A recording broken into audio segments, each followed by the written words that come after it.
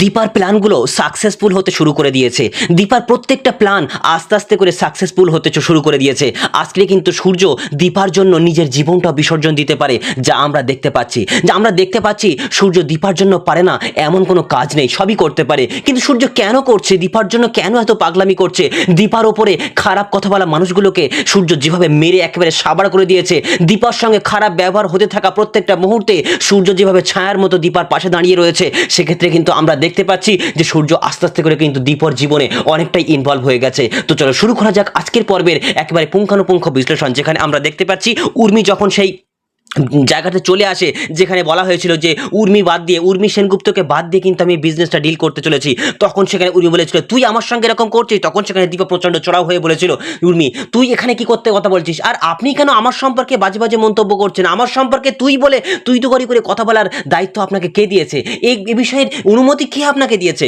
আপনি আমার সঙ্গে তুই তো করে কথা বলতে পারেন না। যে মানুষটা একটা অসহায় মেয়েকে একটা অনাথ আশ্রমে রেখে আসতে পারে, তার সঙ্গে আমি এই বিজনেস ডিল করতে পারবো না, এই বিজনেস ডিল আমি করতে চাই না। তখন সেখানে উর্মি বলতে লেগেছিল যে দাদা আপনি কিছু বলবেন না, আপনি কি এর বিষয়ে কোনো কথা বলবেন না? তখন সূর্য বলেছিল ম্যাম যেটা বলছে সেটাই হবে, না আমি কোনো কথা বলবো না, আমি এই বিষয়ে কোনো কথা বলতে চাই না, ম্যাম যেটা বলেছে সেটাই ফাইনাল। তখন সেখানে রূপা বলে ম্যাম আপনি একটু বসুন প্লিজ, ম্যাম আপনি বসুন। কিন্তু দীপা বসে পড়ে কিন্তু লাবণ্যের সেই কথাগুলো, যে দীপদাদার মা আমাকে অকথ্য নির্যাতন করে, আমাকে এখানে রেখে যায় এবং কত বাজে বাজে কথা আমাকে শোনায়। তখন দীপার মনের মধ্যে সেটাই শুধু ভেসে উঠতে শুরু করে দেয়। আর এদিকে সূর্য একেবারে ডিলটা ফাইনাল হওয়ার আনন্দে সে আনন্দে উদ্ভাসিত হতে শুরু করে দেয় আর বলতে লাগে ম্যাম আমরা তাহলে আজকে একটা পার্টি সেলিব্রেট করি, এই খুশিতে এই মজাতে এই আনন্দে একটা পার্টি সেলিব্রেট করা যাক। তখন সেখানে রূপা তার বাবার মুখের দিকে তাকিয়ে একটু আনন্দিত হয়ে যায়। আর এদিকে জয় বুঝতে পারছে না দাদা কি করতে চলেছে। জয়ের তো চিন্তা ভাবনা এটাই যে এই ডিলটা তার পাওয়া অত্যন্ত দরকার রয়েছে। তো এদিকে আমরা দেখতে পাচ্ছি এরকম একটা সিচুয়েশনের মধ্যে হঠাৎ করে রূপা বলে ওঠে, মা ম্যাম আপনার সঙ্গে আমার কিছু পার্সোনাল কথা রয়েছে, আপনি প্লিজ একটু আসবেন। তখন রূপা দীপাকে নিয়ে সেখান থেকে চলে যায়। তখন সেখানে সূর্য বলতে লাগে হ্যালো ইয়াং ম্যান, আপনি জেন্টালম্যান এরকম করে মানে কথা বলতে শুরু করে দেয়। তখন সেখানে কৃষ্ণ বলতে লাগে হ্যাঁ হ্যাঁ স্যার, আপনি তো আমার থেকেও ইয়াং হয়ে গেছেন, আপনি তো আমার থেকেও ইয়াং। তখন সেখানে সূর্য বলে যে তুমি তাহলে কি আমাকে চিনতে নাকি, তুমি কি আমাকে চিনতে? তখন সেখানে কৃষ্ণ মনে করতে লাগে তার শ্বশুর কিভাবে তার বাড়িতে গিয়ে রূপাকে তার হাতে তুলে দেওয়ার জন্য অনুমতি প্রার্থনা করেছিল। কিন্তু কৃষ্ণ এটাও বুঝতে পারছে যে তার শ্বশুরের মাথা এখন আর মানে সূর্যের মাথা এখন আর ঠিক নেই। তখন সেখানে কৃষ্ণ বলতে লাগে হ্যাঁ ডক্টর সেনগুপ্ত, আপনি তো বিখ্যাত ডক্টর কার্ডিওলজি সূর্য সেনগুপ্ত, আপনাকে চেনে না এমন কেউ নেই। তখন সূর্য বিষয়টিকে শুনে নেয় এবং মনে মনে একটা যেন কি ভাবনার জগতে হারিয়ে যায় এবং জয়ও হারিয়ে যায় অন্য এক জগতে। এদিকে তখন রূপা বাইরে বেরিয়ে এসে মাকে বলতে লাগে মা তুমি সব কিছু করছো, কৃষ্ণকে ডেকেছো, কৃষ্ণকে বারবার আমাদের সামনে নিয়ে আসছো, সেটাতে আমি কিছু মনে করিনি, সেটাতে আমি কিছু ভাবিনি। কিন্তু মা আজকে বিজনেসের অ্যাসোসিয়েট করে, আজকে এত বড় একটা বিজনেসের অ্যাসোসিয়েট করে তুমি ওকে আমার সামনে নিয়ে আসলে, এটা কিন্তু তুমি ঠিক করলে না মা, তুমি ঠিক করলে না। তখন সেখানে দীপা বলতে লাগে কোনটা ঠিক কোনটা ভুল সেটা আমরা বিচার করার কে রূপা মা, তুই বল এটা আমরা বিচার করার কে? এটা তো স্বয়ং উপরে যিনি বসে আছেন তিনিই তো বিচার করে দেবেন। আর ওরা দল ভারী করার জন্য সবকিছু আয়োজন প্রয়োজন করছে, সেক্ষেত্রে আমাদেরও তো দল ভারী করার জন্য আমাদেরও তো এসবগুলো প্রয়োজন আছে। আমাকে তুই তো 30 দিন সময় বেঁধে দিয়েছিস, এই সময়টা ঠিক না ভুল সেটা আমি বুঝতে পারছি না, কিন্তু আমাকে যে এইটাকে ঠিক করতে গেলে আমার দলটা ভারী করতে হবে, তাই জন্য তো কৃষ্ণকে ডেকে আনা। তো এইরকম ভাবে দীপা বুঝিয়ে দেয় যে তার দল ভারী করার জন্য, তার সমস্ত স্বার্থ চরিতার্থ করার জন্য কিন্তু কৃষ্ণকে এর মধ্যে ইনপুট করিয়ে দিয়েছে। এবং দীপা লাস্টে কথা বলে যে রূপা তোর আর কৃষ্ণের মধ্যে পাহাড় পরিমাণ অভিমান জমে রয়েছে, সেই অভিমানের মধ্যেও কিন্তু অনেক অনেক বেশি ভালোবাসা রয়েছে, তাই তোদের অভিমানটা মিটিয়ে নে মা, মিটিয়ে নিয়ে তোরা আবারও নিজেদের জন্য নিজেরা আবার ঝাঁপিয়ে পড়। ভালোবাসার থেকে বড় কিছু হয় না মা, আর ভালোবাসার জন্য কোনো কিছু স্যাক্রিফাইস করতে নেই মা, ভালোবাসার জন্য কোনো কিছু ত্যাগ করতে নেই, কোনো কিছুতে ভালোবাসার জন্য বিকিয়ে দিতে নেই মা, এরকম করিস না মা, এরকম করিস না। আমাদের দেখা যাক পরবর্তী দিনে আমরা আবারও কি করতে পারি, তোদের অভিমানটা তোরা মিটিয়ে নে, কৃষ্ণ তোকে খুব ভালোবাসে, তুইও কৃষ্ণকে ভালোবাসিস, এটা তোরা কখনো অস্বীকার করতে পারবি না। তখন রূপা বলে মা আমি এই বিষয়ে কোনো কথা বলতে চাচ্ছি না। হঠাৎ করে তখন দীপা ফোন করে লাবণ্যের আশ্রমে, আর আশ্রমের সেই মহিলাটা ধরে। তখন দীপা বলতে লাগে আমি লাবণ্যের পরিবার থেকে মিস বলছি। তখন সেখানে ম্যাডাম বলে হ্যাঁ ও ম্যাডাম বলুন। তখন দীপা জিজ্ঞেস করে হ্যাঁ ম্যাডাম আজকে আপনাদের মেনুতে মানে আপনাদের খাবারের মেনুতে কি কি রান্না হয়েছিল? তখন তিনি বলতে লাগেন যে আমাদের তো দুপুরবেলা হয়েছিল রুই মাছের কালিয়া হয়েছিল এবং রাত্রিতে চিকেন স্ট্রু করা হবে। তখন সেই কথাটা শুনেই কিন্তু দীপা ফোনটা রেখে দেয় আর মনে মনে কিন্তু অবাক চিন্তায় হারিয়ে যায়, ও না খেলে যে আমি খেতে পারবো না, আমি যে ওকে খেতে পারবো না, ও না খেতে পারলে আমি খেতে পারবো না। আর অন্যদিকে আমরা দেখতে পাচ্ছি যে কুন্ত্রা দেবী কিন্তু সোনাকে একেবারে ব্রেনটাকে ওয়াশ করতে শুরু করে দেয়। তুমি জানো না সোনা তোমার মা কি কি করতে চলেছে। ওই যে কৃষ্ণ বলে ছেলেটা, সেই ছেলেটাকে আবার ফিরিয়ে নিয়ে এসছে এবং রূপার সঙ্গে আবারও কিন্তু তাদের এক করে দিয়েছে। ও কৃষ্ণকে ফিরিয়ে নিয়ে এসেছে, তখন সেখানে সোনা একেবারে রাগে গড়গড় করতে লাগে, কেন কৃষ্ণকে ফিরিয়ে নিয়ে এসেছে কেন? তখন কুন্ত্রা বলতে লাগে ওদের ডান হাত করে দিয়েছে, কৃষ্ণকে ফিরিয়ে নিয়ে এসছে এবং দীপা তার নিজের ডান হাত করে কোম্পানির অ্যাসোসিয়েট করেছে। আর এই কথা শুনতে কিন্তু সোনার চোখটা কপালে উঠে যায়। সোনা কিন্তু রেগে গড়গড় করতে শুরু করে দেয়। তখন সেখানে কুন্ত্রা দেবী আরও সোনার কানটাকে ফুঁসিয়ে ফাঁসিয়ে দেওয়ার জন্য বলতে লাগে ওই দীপা তোমার জীবনেও মা ছিল না, তোমার মা হলে কখনো এটা করতে পারতো না, সমস্ত মায়া দয়া সব কিছুকে ত্যাগ করে দিয়ে এখন তোমার মা কিন্তু মেতে উঠেছে আলাদা একটা খেলায়, আলাদা একটা মানে রসিকতায় কিন্তু ফেটে উঠেছে এবং কৃষ্ণকে ফিরিয়ে নিয়ে এসছে, রূপাকে ফিরিয়ে নিয়ে এসছে এবং একে একে কিন্তু ওই দীপা দীপা ম্যাডাম কিন্তু সব কিছুই করতে চলেছে, তোমার মা কিন্তু এটা করতে চলেছে। এদিকে তখন আবারও কিন্তু উর্মি বিভিন্ন রকমের ফুসমন্ত্র দিতে শুরু করে দেয়, শোনা ওটা তোর মা নয়, তোর মা আমি বলছি না দিদি এমন এমন কাজ করছে, এমন এমন বাজে বাজে কাজ করছে যেটা কিন্তু মোটে মেনে নেওয়া যায় না, তোর মা বলে বলছি না আমি। তখন শোনা বলতে লাগে না উনি ওই মহিলা কোনোদিন আমার মা হতে পারেন না, আর মা হতে বা আমি মা বলে পরিচয় দিই না আমি। তখন সেখানে উর্মি এসে বলতে লাগে ওরা আজকে কি করেছে জানিস, আজকে পার্টি দিচ্ছে, আজকে এই আনন্দে মেতে উঠেছে, তোর বাবাকেও কিন্তু তোর তাদের সঙ্গে নিয়ে নিয়েছে, আজকে কিন্তু পার্টি দিচ্ছে ওরা। তখন শোনা জিজ্ঞেস করে কোথায় পার্টি দিচ্ছে, তখন উর্মি জিজ্ঞেস বলতে লাগে এবং কুন্ত্রাদেবী বলতে লাগে যে না পার্টিটা কোথায় হচ্ছে সেটা জানা জরুরি নয়, কিন্তু কিন্তু তোমার মা যে কি কি করতে চলেছে তার কিন্তু নমুনা তোমাদের দিয়ে দিলাম। এই বলে উর্মি এবং কুন্ত্রাদেবী বিভিন্ন রকমভাবে ফুসমন্ত্র দিয়ে সোনাকে একেবারে বিষিয়ে তোলে। আর অন্যদিকে আমরা দেখতে পাচ্ছি যে পার্টির আয়োজন করা হয়েছে এবং একটা হোটেলের মধ্যে সেখানে নিয়ে যাওয়া হয়েছে এবং সেখানে বসে কিন্তু সূর্য প্রচণ্ড আনন্দে আনন্দিত হচ্ছে, সূর্যের মনটা আজকে খুশিতে মেতে উঠেছে এবং বলতে লাগে মানে বিভিন্ন রকমভাবে কথাবার্তা বলতে লাগে আজকে আমরা খুব খুশি, খুব আনন্দিত হচ্ছে। আর আজকে এই যে জায়গাটা নিয়ে আসেছেন ম্যাম, এই জায়গাটা কিন্তু খুব সুন্দর, খুব সুন্দর। সবাই মিলে সেখানে কিন্তু বসে পড়ে, সবাই মিলে যখন বসে পড়েছে সূর্য এদিকে একেবারে কি বলবো প্রচন্ড আনন্দে আনন্দিত হচ্ছে, উদ্ভাসিত হচ্ছে। হঠাৎ সেখানে কিন্তু অবিনাশ স্যার চলে আসে আর অবিনাশ স্যার এসে একটা কেক নিয়ে আসে, আমাদের সব কেকটা কেড়ে নেওয়া যাক। তখন সেখানে একেবারে সূর্য অবিনাশকে দেখে কিন্তু একেবারে প্রচন্ড রাগে গড়গড় করতে লাগে আর মনে মনে ভাবতে লাগে এই মানুষটা আমাদের একটা প্ল্যানটাকে সবকিছু স্পাইল করে দিল, সবকিছু স্পাইল করে দিল।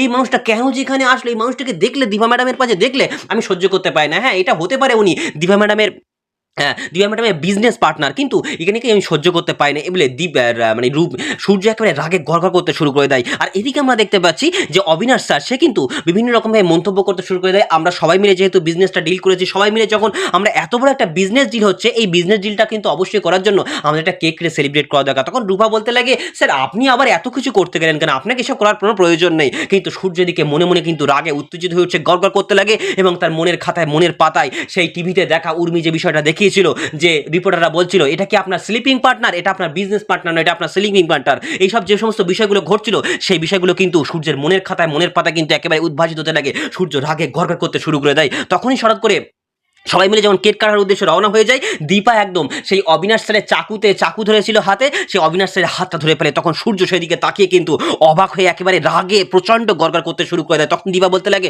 সেনগুপ্ত আপনি আসুন, কিন্তু সূর্য বিষয়টাকে ঢাকা দেওয়ার জন্য, ধামাচাপা দেওয়ার জন্য বলতে লাগে আপনারা কাটুন না, আমি তো আছি, আর আমি তো আছি, অসুবিধা নেই, কোনো সমস্যা নেই। তখন সেখানে জয় বলতে লাগে আমি তো আছি, আমি তো ওনার পক্ষ থেকে আমি তো আছি, কোনো সমস্যা নেই। কিন্তু দীপা অবাক দৃষ্টিতে সূর্যের দিকে তাকিয়ে থাকে। এদিকে আমরা দেখতে পাচ্ছি রূপার হাতের ওপরে কিন্তু কৃষ্ণ হাতটা দেয় এবং সবাই মিলে কিন্তু কেকটা কাটতে ব্যস্ত হয়ে পড়ে। কিন্তু সূর্য মনের খাতায় মনের পাতায় কোনো মতে মেনে নিতে পারছে না, সে হারিয়েই যাচ্ছে। বলতে লাগে না এটা আমি সহ্য করতে পারছি না, হতে পারে অবিনাশ স্যার ওনার মানে ওনার বিজনেস পার্টনার, কিন্তু তাই বলে উনি এইভাবে করতে পারেন না। মানে সূর্য মনেই করতে পারছে না, সূর্য মেনে নিতে পারছে না ওদের এই হাসির মুহূর্ত, ওদের এই খুশির মুহূর্ত দেখে একেবারে মেনে নিতে পারছে না। এমন সময় সূর্য আবারও দেখে কিন্তু দীপা কেকটা কেটে নিয়ে অবিনাশ স্যারের গালে তুলে দিচ্ছে, আর এটা দেখেও কিন্তু সূর্য একেবারে রাগে গড়গড় করে ফেটে লাগে এবং দীপাও কিন্তু একই মানে সূর্য এবং অবিনাশ স্যারও কিন্তু দীপার গালে কেকটা তুলে দিচ্ছে। তখন সেখানে আমরা দেখতে পাচ্ছি সূর্য আর কি স্থির হয়ে থাকতে পারছে না, সূর্য একেবারে ভেঙে পড়তে শুরু করে দেয়, সূর্য একেবারে রাগে উত্তেজিত হয়ে উঠতে শুরু করে দেয়। আর এই বিজনেস ডিল না থাকলে দীপা ম্যাডামকে সে মন থেকে এরকমভাবে কেয়ার না করলে কিন্তু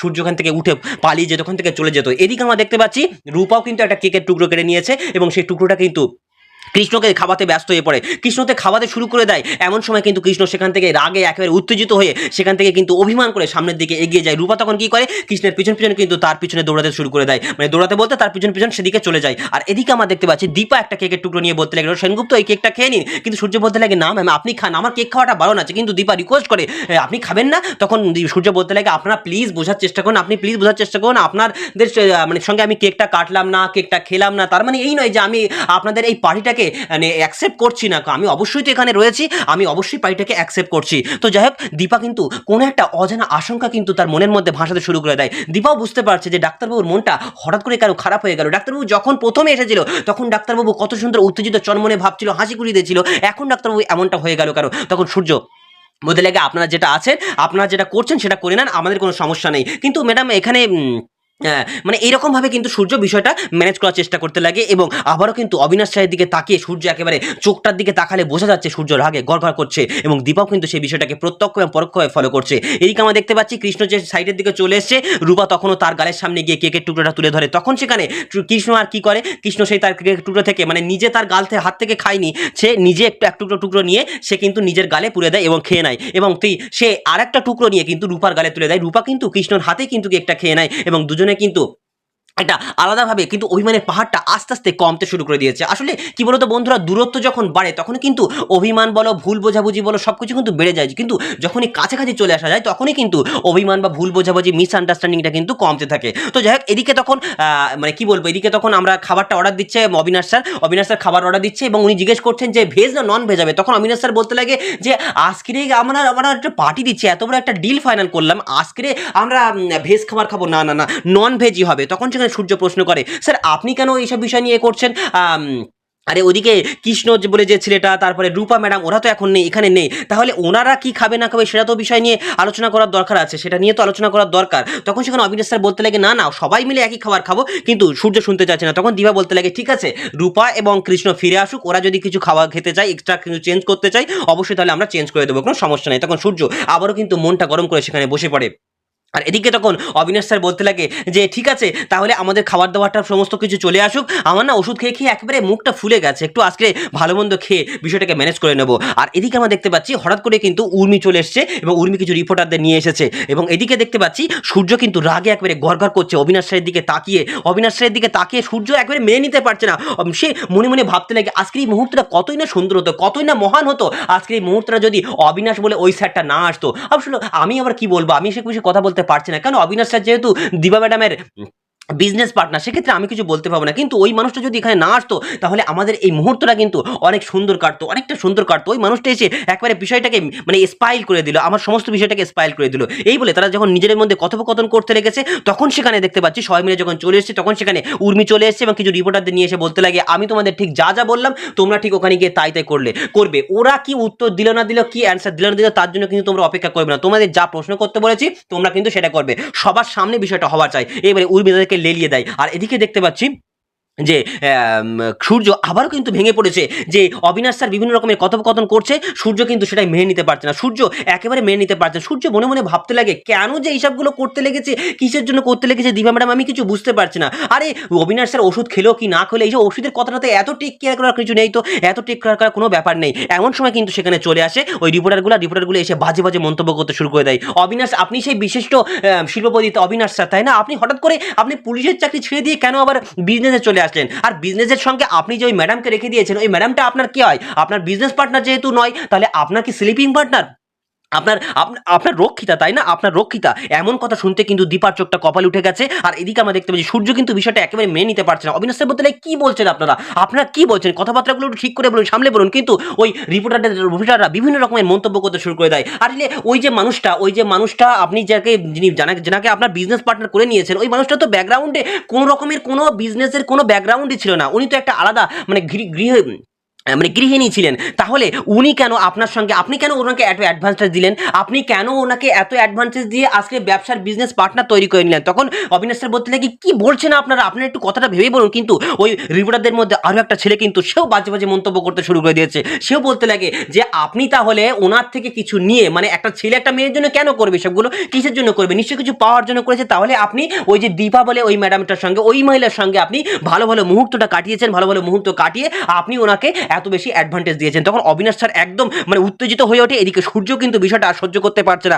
আর উর্মি দরজার ফাঁক দিয়ে কিন্তু একেবারে দেখছে আর হাসিতে ফেটে উঠেছে। এদিকে ওই ছেলেটা যখন প্রচন্ড রকমের উত্তেজিত হয়ে উঠেছে, বাজে বাজে মন্তব্য করতে শুরু করে দিয়েছে, আপনি এত অ্যাডভান্টেজ দিলেন কেন? ওই মহিলার তো নিজস্ব ব্যাকগ্রাউন্ডে ছিল না এই বিজনেস, তাহলে আপনি পুলিশের চাকরি ছেড়ে দিয়ে ওই মহিলাটাকে মানে জেল থেকে ছাড়িয়ে নিয়ে এসে ওনার সঙ্গে কেন এত অ্যাডভান্টেজ দিয়ে ওনাকে কেন এত বড় একটা জায়গায় তুলে দিলেন, কেন করলেন এরকম করে? তখন অবিনাশ স্যার আর থাকতে পারছে না, আর বলতে লাগে আপনার রক্ষিতা, তাই না, আপনার রক্ষিতা। এমন কথা বলতেই কিন্তু অবিনাশ স্যার প্রচণ্ড উত্তেজিত হয়ে ওঠে আর প্রচণ্ড যে চিল্লে ওঠে, কিন্তু চিল্লানোটা বেশি সময় স্থির হয় না। অবিনাশ স্যারের কিন্তু হার্টের মধ্যে আবার একটা চাপ পড়ে, প্রেশার পড়ে। তখন সেখানে সূর্য উঠে দাঁড়ায় আর প্রচণ্ড রকমের মানামানি করতে শুরু করে দেয়। ওদের মধ্যে থেকে একটা ছেলেকে ডেকে নিয়ে বলতে লাগে, আর বলবি কোনোদিন, আর বলবি, আর কোনোদিন বলবি? তখন সেখানে সবাই মিলে বকাবকি করতে লাগে, আরে ছেড়ে দে ছেড়ে দে। দীপা বলতে লাগে, ডাক্তারবাবু আপনি ছেড়ে দেন, আপনি ছেড়ে দিন। কিন্তু সূর্য বলে, না, কোনো মতে আমি ছাড়বো না, কোনো মতে আমি ছাড়বো না। ও কি কথা বললো? একটা মেয়ের নামে বাজে বাজে মন্তব্য করছে, ম্যাডামের নামে বাজে বাজে মন্তব্য করছো, কিসের জন্য করছো, কোন দিক থেকে সব মন্তব্যগুলো করছো? তখন সেটা বলতে লাগে, আমাকে ছেড়ে দেন। কিন্তু সূর্য বলে, না, আমি ছাড়বো না। এদিকে সবাই মিলে ভয়ে একেবারে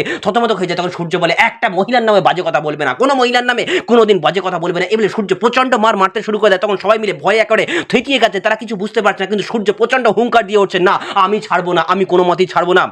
সূর্যের এরকম আচার দেখে, ক্রিয়াকলাপ দেখে প্রত্যেকটা মানুষ সেখানে কিন্তু একেবারে কি বলবো, ভয়ে একেবারে থিতিয়ে গেছে। তখন সূর্য বলতে লাগে, কি বলছিলে তুমি, কি বলছিলে? একদম বাজে কথা বলবে না, কোনো দীপা ম্যাডামের নামে কোনো বাজে কথা আমি সহ্য করতে পারবো না। পৃথিবীতে কোনো মেয়ের নামে কোনোদিন বাজে মন্তব্য করবে না। তুমি কথাগুলো বলছো, জেনে বলছো, কথাগুলো বলছো, বুঝে বলছো, কিসের জন্য বলছো? হ্যাঁ, কিসের জন্য বলছো কথাগুলো? আর জীবনে যেন কোনোদিনও যেন এখান থেকে আমি একটা কারোর নামে কিন্তু বাজে কথা বলতে না শুনি। এই বলে সূর্য তাদেরকে এত পরিমাণে মারধর করে ধমক দিয়ে সেখান থেকে একেবারে তাকে ছুঁড়ে ফেলে দেয়, যা বেরিয়ে যায় এখান থেকে। তখন সারা সেখান থেকে কিন্তু বেরিয়ে যায়। আর এদিকে কিন্তু সবাই মিলে অবাক হয়ে তাকিয়ে রয়েছে। সূর্য তখন আর স্থির হয়ে থাকতে পারে না। সূর্য একেবারে সবার দিকে তাকিয়ে একেবারে কি বলবো, সে দিশার হয়ে পড়েছে। সূর্য আর ভালো লাগছে না, সূর্যের প্রত্যেকটা মুহূর্ত কিন্তু একেবারে বিষিয়ে যাচ্ছে। তাই সূর্য সেখান থেকে কিন্তু বেরিয়ে বাইরে চলে যায় এবং বাইরে চলে গিয়ে মনে মনে ভাবতে লাগে, আমি কেন করছি, কিসের জন্য করছি আমি এসবগুলো, আমি কিসের জন্য করছি? না, এসবগুলো কেন করছি? দীপা ম্যাডাম তার বিজনেস পার্টনার, সে যা পারে করুক, তাদের মধ্যে যা সম্পর্ক থাকে তাও কি, আমার এটা মাথা দেওয়ার কি আছে? তখন সেখানে দীপা চলে আসার বলতে লাগে, ডক্টর সেনগুপ্ত আপনি কেন চলে আসলেন, আপনি আপনি ওনাদের সঙ্গে এমন কথা বললেন কেন? সূর্য বলতে লাগে, আপনার নামে বাজে বাজে কথা বলছিল, আপনি কিছু মনে করবেন না, আপনার কিছু মনে হয়নি? তখন দীপা বলে, না, আমার কিছু মনে হয়নি। কি আমার নামে কি বললো না বললো সেটা তো বড় কথা নয়, আমি নিজের কাছে পরিষ্কার রয়েছি, আমি নিজের কাছে সাফ রয়েছি, আমি নিজের কাছে, নিজের চরিত্রের কাছে, নিজের ক্যারেক্টারের কাছে আমি ঠিক রয়েছি। কে বাজে কথা বললো, কে কি বললো না বলে, রিপোর্টারের মুখ তো আমরা আটকাতে পারবো না। রিপোর্টাররা ওদের মুখে কোনো কথা আটকায় না, ওরা সব কিছু বলে। কিন্তু সূর্য মানতে চায় না, আপনার নামে কেন বাজে বাজে মন্তব্য করবে, আপনার নামে কেন বাজে বাজে মন্তব্য করবে, আমি এটা মানতে পারবো না, সহ্য করতে পারি না, আমি এটা কিছু মতেই কোনো মতেই সহ্য করতে পারবো না। কিন্তু দীপা বলতে লাগে, না ডক্টর সেনগুপ্ত ওরা যা বলছে বলুক, আপনার এই উত্তেজিত হওয়াটা ঠিক হয়নি। এমন সময় দীপা আবার মানে দীপার ফোনটা বেজে ওঠে, দীপা ফোনটা ধরে আর ওদিক থেকে অবিনাশ বলতে লাগে, অবিনাশ কিন্তু একটা কথা বলতে লাগে। তখন সেখানে দীপা ফোনটা রেখে দেয় আর সূর্য তখন বলতে লাগে যে, কি বলবেন আমি বুঝতে পেরেছি, আপনাকে এক্ষুনি জরুরি যেতে হবে তাই না? তখন দীপা বলতে লাগে, হ্যাঁ, আমার একটু আর্জেন্ট আছে, আমাকে এক্ষুনি যেতে হবে, আমার যেতে হবে সেখানে। তখন সেখানে সূর্য বলতে লাগে, ও আপনারা তো দুজনেরকে ভরসা করেন তাই না, সেক্ষেত্রে আপনি চলে যান, কোনো ব্যাপার নেই, গুড নাইট ম্যাম। এই বলে সূর্য একবারে গাড়িতে উঠে পড়ে। তখন সেখানে উর্মি একেবারে কি বলবো, গাছের আড়াল থেকে সবগুলো প্রত্যক্ষ পরোক্ষভাবে দেখছিল। সে কিন্তু মনে মনে কিন্তু প্রচন্ড রকমের আনন্দিত হয়ে বলতে লাগে, দিদি তুই কি করবি এবার, তুই কিচ্ছু করতে পারবি না, সবকিছু এবার আমার হাতের মুঠে চলে আসবে। দীপা যখন এরকম করে মন খারাপ করে দাঁড়িয়ে রয়েছে, তখন সেখানে উর্মি চলে আসে আর উর্মি এসে বলতে লাগে, তুই কিচ্ছু করতে পারবি না দিদি, তুই কিচ্ছু করতে পারবি না। তখন সেখানে দীপা বলতে লাগে, আরে উর্মি তুই কি করবি, তুইও কিচ্ছু করতে পারবি না, তুই কিচ্ছু করতে পারবি না, তুই যা করছিস সে নিজের কাছে একবার প্রশ্ন করে দেখ, নিজের কাছে একবার জবাব দিয়ে করে দেখ, তুই কিছু ভালো করছিস না, মোটেও ভালো করছিস না, তুই যে নিজের জন্য কতটা ক্ষতি করছিস সেটা তুই কিন্তু নিজে বুঝতে পারছিস। কিন্তু উর্মি বলতে লাগে, না, আমি যেটা করছি সেটা আমার জন্য করছি, আমি যেটা করছি আমার নিজের জন্য করছি, এতে তুই ফাঁদে পড়বি। কিন্তু দীপা বলতে লাগে, না উর্মি তুই ঠিক করছিস না, তুই যা করছিস ওই কুন্তলা দেবীর কথা শুনে সবকিছু করছিস তাই না, কুন্তলা দেবী যা করছে তুই তাই করছিস, এটা কিন্তু ঠিক করছিস না, ভুল করছিস। তখন সেখানে সবাই মিলে চলে আসে। সবাই যখন সেখানে চলে আসে, এদিকে তখন দীপাও কিন্তু মানে কি বলবো, উর্মিকে বোঝানোর চেষ্টা করতে লাগে, বনু তুই কেন করছিস, তোর কাছে আমার একটাই প্রশ্ন, তুই কিসের জন্য করছিস, ডাক্তারবাবুকে কেন এরকম ভাবে বিষিয়ে দিচ্ছিস, এবং তুই আমার সঙ্গে কেন এইসব বাজে ব্যবহারগুলো করছিস, তুই কেন করছিস এগুলো, তোর কাছে আমি একটা প্রশ্নের উত্তর জানতে চাই। এদিকে তখন আমরা দেখতে পাচ্ছি কৃষ্ণ আসে আর বলতে লাগে, এইটা সমস্ত কিছু কুন্তলা দেবীর কথা শুনে চলছে, সবসময় কুন্তলা দেবীর কথা শুনে যদি আপনি করেন তাহলে কিন্তু আপনি প্রচন্ড বিপদের মধ্যে পড়বেন, এটা কিন্তু আমি বলে দিলাম। তখন সে উর্মি চড়াই হটে বলতে, হাউ ডিয়ার ইউ, তোমার সাহস হয় কি করে, হোয়াট দ্য হেল, এরকম করে উর্মি বাজে মানে কি বলে কৃষ্ণকে অপমান অপদস্থ করতে শুরু করে দেয়। তো তোরা কিছু করতে পারবি না, উর্মি বলতে লাগে তোরা কিছু করতে পারবি না, কিন্তু অবিনাশ সাহেব বলতে লাগে আমরা সব কিছু করতে পারবো, আমরা সব কিছু করতে পারবো। ওই যে ডক্টর সেনগুপ্তকে আপনি ভুল ওষুধ খাইয়ে তাকে যে কি করছিস, আমরা যদি প্রমাণ করে দিই, আমরা যদি ডাক্তারি ল্যাব থেকে প্রমাণ করে দিই যে আপনি ভুল ওষুধ খাওয়াচ্ছেন, তখন উর্মির মুখটা থতমত হয়ে যায়। তখন আবারও উর্মি বলতে লাগে, কেন, আমাকে ডাক্তার যেটা ওষুধটা খাওয়াতে বলেছিল আমি সেই ওষুধটা জাস্ট খাওয়াচ্ছি, ডাক্তার যেটা আমাকে খাওয়াতে বলেছিল আমি জাস্ট সেই ওষুধটা খাওয়াচ্ছি, তোরা কিচ্ছু করতে পারবি না, তোরা কিচ্ছু করতে পারবি না। এই বলে সেখানে গাড়ি একটা চলে আসে, সেখানে গাড়ি মানে ওই যে কুন্তলা দেবী গাড়ি নিয়ে চলে আসে এবং উর্মি আস্তে আস্তে করে গাড়িতে উঠে পড়ে। তখন সেখানে জয় অবাক হয়ে ভাবছে, জয় কিছুই বুঝতে পারছে না যে এই সব কিছু তো মাটি করে দেবে। উর্মি যে কেন এমনটা মানে পেয়েছে, ও কার কথা শুনে এমনভাবে কোনো ঠিক ভুল না বুঝে এরকম করছে আমি বুঝতে পারছি না। কেন যে উর্মি এমনটা করছে, আমাদের না জানি ডিলটা হাতছাড়া হয়ে না যায়। উর্মির এরকম অসভ্যতামের জন্য, উর্মির এরকম বাজে বাজে ব্যবহারের জন্য না জানি ডিলটা হাতছাড়া হয়ে না যায়। এই জন্য কিন্তু আমাদেরকে পস্তাতে হবে। এই বলে জয় মনে মনে কিন্তু প্রচণ্ড টেনশন করতে লাগে। উর্মি কেন এমনটা করছে আমি বুঝতে পারছি না। অন্যদিকে আমরা দেখতে পাচ্ছি বাড়িতে পৌঁছে গিয়েছে উর্মি এবং কি বলবো, উর্মি এবং কুন্তলা দেবী বলতে লাগে তুমি ওষুধটা কয়বার করে খাওয়াচ্ছ, কিন্তু উর্মি বলতে লাগে তুমি যে কবার বলেছো 3বারই খাওয়াচ্ছি, ওই ডোজটা একটা করে খাওয়াচ্ছি। কিন্তু কুন্তলা দেবী বলতে লাগে না, ওই ডোজটাকে ডবল করে দাও, ওই ডোজটাকে ডবল করে দাও, ডবল ডবল কাজ হোক। কিন্তু উর্মি ভয় করতে লাগে, না এই ডোজটা তো অত্যন্ত কড়া একটা ড্রাগ, এই ড্রাগটা ডবল করে দিলে যদি দাদার কোনো ক্ষতি হয়ে যায়। কিন্তু কুন্তলা দেবী বলতে লাগে না, দাদার ক্ষতি হোক না হোক সেটা তোমার চিন্তা কেন। কুন্তলা দেবী এটা বলতে লেগেছে যে ওই ডোজটা ডবল করে দাও যাতে করে সূর্য খেয়ে নেয় এবং খেয়ে নিয়ে ঘর থেকে যেন বাইরে বেরোতে না পারে, কোনো মতে যেন বাইরে বেরোতে না পারে। তাহলে দীপা চাচ্ছিল যে সূর্যকে কাছে করে নিয়ে যেতে, কিন্তু সেটা আর পারবে না। কেন ডক্টর সেনগুপ্ত যদি সূর্য যদি বাইরে থেকে বাইরে বেরিয়ে যেতে না পারে, তাহলে কিন্তু আর দেখা হবে না তাদের। দেখা না হলে তাহলে বিষয়টা কিন্তু আমাদের হাতের মুঠে চলে আসবে। তাই উর্মি সবগুলো চিন্তা ভাবনা না করে তোমাকে যেটা বলেছি তুমি সেটাই করো, ওই ডবল করে ওষুধটা খাইয়ে দাও যাতে করে ডক্টর সেনগুপ্ত সারা দিন রাত বিছানায় পড়ে থাকে, তাহলেই তো মজাটা দেখা যাবে। আর এদিকে আমরা দেখতে পাচ্ছি সূর্য ঘরের মধ্যে প্রবেশ করেছে। ঘরের মধ্যে প্রবেশ করে সে প্রচণ্ড চনমনে অবস্থা রয়েছে, তার আর ভালো লাগছে না কিছু। এই থেকে প্রবীর ডাকতে লেগেছে, এদিকে ছোনা চলে এসছে, এদিকে দীপ চলে এসছে, সবাই মিলে ডাকতে লাগে যে যা আমরা প্রচণ্ড টেনশন করছি, তুমি ঘর থেকে বাইরে বেরো। কিন্তু সূর্য বলতে লাগে না, কেউ আমাকে ডিস্টার্ব করবে না, কেউ আমাকে ডিস্টার্ব করবে না, আমি ঘরের মধ্যে একটু একা থাকতে যাই, ঘরের মধ্যে একটু একা থাকতে যাই। কিন্তু সবাই মিলে আবারও ডাকতে লাগে, প্রবীর ডাকতে লাগে সূর্য তোর কি হয়েছে, আমাদের টেনশন হচ্ছে, তুই বাইরে বেরিয়ে বাবা, বাইরে বেরিয়ে। কিন্তু সূর্য বলতে লাগে না, কারোর সঙ্গে আমি এখন কথা বলতে চাচ্ছি না, আমাকে তোমরা একটু একা থাকতে দাও, আমাকে একটু একা থাকতে দাও। এই বলে তারা সেখান থেকে চলে যায়। তখন সূর্য মনের খাতায় মনের পাতায় কিন্তু যে ভাসিয়ে তোলে সেই প্রত্যেকটা মুহূর্ত, প্রত্যেকটা স্মৃতিগুলো। ওই ছেলেটা কি বলছিল, ওই ছেলেটা বলছিল মানে ওই যে রিপোর্টাররা যে সমস্ত কথাবার্তাগুলো বলেছিল সেই সব কথাগুলো কিন্তু সূর্য মনের খাতায় মনের পাতায় কিন্তু ভাসিয়ে তুলছে, আর সে আর কিছু বুঝতে পারছে না। তারপর সূর্যের পাশে দাঁড়িয়ে থেকে অবিনাশ রায়ের সঙ্গে দীপক কীভাবে কথা বলেছিল প্রত্যেকটা বিষয় সূর্যের চোখের খাতায় চোখের পাতায় ভাসিয়ে তুলছে। সূর্য একেবারে রাগে গড়গড় করতে শুরু করে দিয়েছে। সূর্য আর কিছু ভেবে পাচ্ছে না, সূর্যের মনটা একেবারে বিষিয়ে তুলেছে ওই অবিনাশ শর্মা এসে এবং রিপোর্টাররা এসে। আর অন্যদিকে আমরা দেখতে পাচ্ছি জয় তখন দীপার সামনে এসে বলতে লাগে, বৌদিদি আমাদের এখন কি হবে, আমাদের এখন কি করা প্রয়োজন। তখন সেখানে দীপা বলতে লাগে, জয় তোমার দাদাকে ঠিক করো, তোমার দাদাকে ঠিক করো, তোমার দাদা ঠিক না হওয়া পর্যন্ত এই ডিল আমি কনফার্ম করবো না, এই ডিল আমি কোনো মতে কনফার্ম করবো না। তখন জয় বলতে লাগে, বৌদিদি তুমি কি বলছো এটা। কিন্তু জয় তখন দীপা বলতে লাগে, না জয় আমি তোমার তো একই সঙ্গে থাকো, একই বাড়িতে থাকো, তখন তোমার দাদাই সুস্থ হচ্ছে না কেন। তোমার দাদাকে সুস্থ করার জন্য তোমাদের যা যা করতে হয় তোমাদের তাই তাই করতে হবে, তোমার দাদাই সুস্থ না হওয়া পর্যন্ত আমি এই ডিল করবো না, এটাই আমার ফাইনাল। তুমি যা যা করা তুমি তাই তাই করা, তোমার বউকেও আটকাও এই অপকর্ম করা থেকে। অপকর্ম তোমার বউ যে করে বেড়াচ্ছে, তোমার বউকে কিন্তু তুমি কিন্তু আটকাও, তুমি যদি সবকিছু ঠিক করতে পারো আমি এই ডিল ফাইনাল করবো। এই বলে দীপা কিন্তু কঠোর প্রতিজ্ঞাবদ্ধ হয় এবং এদিকে আমাদের কাছে জয় প্রচন্ড টেনশনে ফেটে পড়ে। আর এইভাবে শেষ হয়ে যায় আজকের পর্ব।